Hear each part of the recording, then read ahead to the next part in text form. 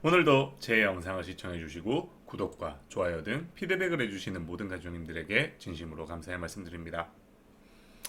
영상 제작에 아주 큰 힘이 되고 있습니다.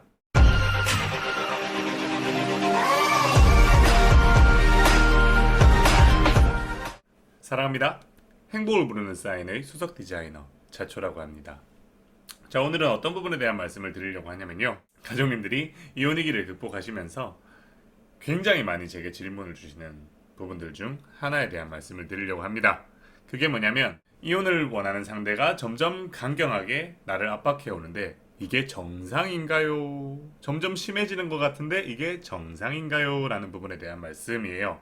자, 이 부분은 제가 가족님들에게 일단 이렇게 대응을 하시고 저한테 보고를 해주시면 됩니다. 그러면 저는 그 보고를 통해서 상황들을 디테일하게 파악을 해서 거기에 맞춰서 디테일한 대응 지침을 하나씩 업데이트 해드리겠습니다 라는 차원에서 드리는 기본 대응 지침이라는 게 존재하죠.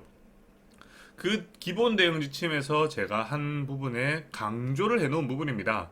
초반에는 상대방이 점점 더 강경하게 나올 수가 있다, 이런 부분에 영향을 받지 않으셔야 된다라는 말씀을 미리 드려요. 그리고 다른 영상들에서도 다룹니다. 상대방이 뭔가 명확한 목표의식이 있으면 그 목표의식을 추진해가는 과정 속에서, 혹은 나의 감정이 부정적인 방향으로 흐르고 있으면 그 감정이 부정적인 방향으로 발전하면서 점점 강경한 태도를 보이다가 그게 어느 정도 멈추고 나서부터 조금씩 덜 강경한 태도를 보이게 된다라는 부분을 설명을 드렸습니다. 이거는 복잡하게 생각할 필요가 없어요. 만약에 내가 목표가 생겼다라고 생각해 봅시다. 굉장히 간절하게 이루고 싶은 목표가 생겼는데 그 목표를 이루는 과정에서 내가 처음에는 당연히 최소한의 액션들만 취하겠죠. 쓸데없는 에너지 낭비를 하고 싶지 않을 테니까요.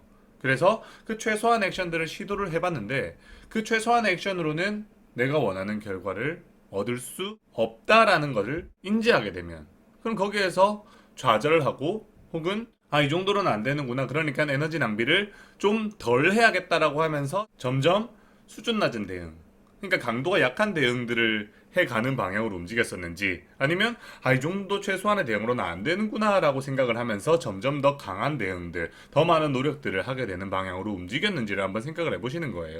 그러면 당연히 내가 최소한의 대응을 했는데 안 되면 더 약한 대응을 하는 게 아니라 더 강한 대응을 하면서 내가 간절히 원하는 것을 이루기 위해서 더 많은 노력을 투자를 해보는 거겠죠. 일단 그렇게 해볼 거 아닙니까? 그러면서 더 강한 대응을 해보고, 이걸로 안 되면 또 다른 시도를 해보고, 또 시도를 해보고, 또 시도를 해보는 과정들을 겪게 되죠. 그리고 그 과정들을 겪다가 내가 원하는 목표를 결국에는 극대화된 노력으로 달성을 하면 좋은 거고, 정말 극한까지 노력을 해봤는데 안 되면 이거는 정말 아닌가 보다라는 회의감이 생기고 좌절할 수 있는 요인들이 생기지 않겠습니까?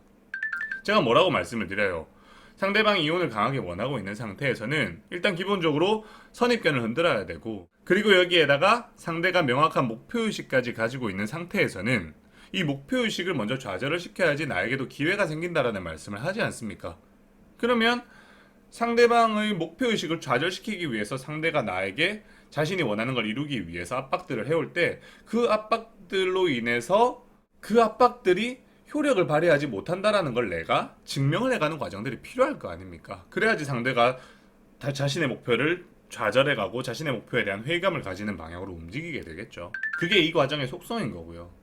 그럼 이 과정의 속성에 따라서 상대는 내가 최대치로 노력할 수 있는 게 100이라고 하면 내가 원하는 목표를 이루기 위해서 처음에는 10부터 노력을 하는 거예요. 그러다가 10으로 해결되지 않으면 20을 하는 거고, 20이 해결되지 않으면 30을 하는 거고, 그렇게 30, 40, 50, 60, 70, 80, 90, 100 이렇게 내가 노력할 수 있는 최대 임계점까지 계속 강도를 넓혀가면서 노력들을 해갑니다. 왜냐? 인간은 꽤나 합리적인 존재이니까. 다 그렇지 않습니까? 내가 뭔가 얻고 싶은 게 있을 때 일단 내 모든 에너지를 투자해서 몰빵부터 하고 보지는 않잖아요. 어느 정도 간을 보면서 최소한의 노력만 하려고 노력을 하지 않습니까? 그런 성향들이 그대로 반영된 상황인 거예요. 그러니까 지극히 정상적인 상황이라는 거죠. 근데 가족님들은 내가 이 정도 노력을 했으니까 그에 따라서 상대방은 점점 강압적으로 압박해오는 모습들이 줄어들 거라는 잘못된 기대들을 하는 겁니다. 지극히 내 입장에서만 생각을 하는 거예요. 목표를 간절히 이루고 싶은 사람의 입장에서 서보려고 하지 않기 때문에 상대가 압박해올 때 거기에 대해서 내가 그 압박들에 흔들리지 않는 모습들을 한번 보여주고 나면 다음에는 덜한 반응이 나올 것이다. 좀 약한 반응이 나올 것이다 라는 잘못된 기대를 할 수밖에 없는 거죠. 그러다 보면 상대가 점점점 강하게 압박을 해오니까 흔들릴 소지가 나도 커질 수밖에 없는 거고요. 아시겠죠? 내가 노력을 하면 그 노력이 바로 효력을 발휘해서 상대방의 감정을 풀어주는 역할을 하는 게 우선이 아니다. 제가 1단계는 상대방과 감정이 회복되는 단계가 아니라 내가 노력을 했을 때 그 노력이 영향력을 발휘할 수 있는, 효력을 발휘할 수 있는 환경을 만드는 단계다라고 말씀들을 계속 드리잖아요. 그리고 그 환경을 만들려면 상대방의 목표를 좌절시켜야 되고 선입견을 흔들어야 되는데, 바로 이 포인트는 상대방의 목표를 좌절시킨다라는 차원에서 발생하는 의문들인 거고, 그렇기 때문에 가족님들은 상대방이 점점 강도 높은 압박을 해온다, 이거는 지극히 정상적인 상황이다 라는 부분을 정확하게 인지를 하고 진행을 해주시면 흔들릴 소지를 조금이라도 줄일 수 있을 겁니다. 제가 늘 강조드리는 말씀들을 잊어버리지 마세요. 상대방 반응에 의미부여하지 마라. 상대방이 나를 더욱더 강경하게 압박해 올 테니까 거기에 제발 흔들리지 마라. 내가 해야 될 것만 정확하게 행동을 하면 결국에는 상대가 나한테 영향을 미치지 못하니까 내가 하는 행동만 상황에 영향을 미치기 시작을 하면서 상황을 내가 의도한 방향으로 이끌어갈 수 있을 것이다. 자, 그럼 오늘은 여기까지만 하는 걸로 하고 또 다음 시간에 가족님들에게 필요한 내용으로 찾아뵙도록 하겠습니다. 감사합니다.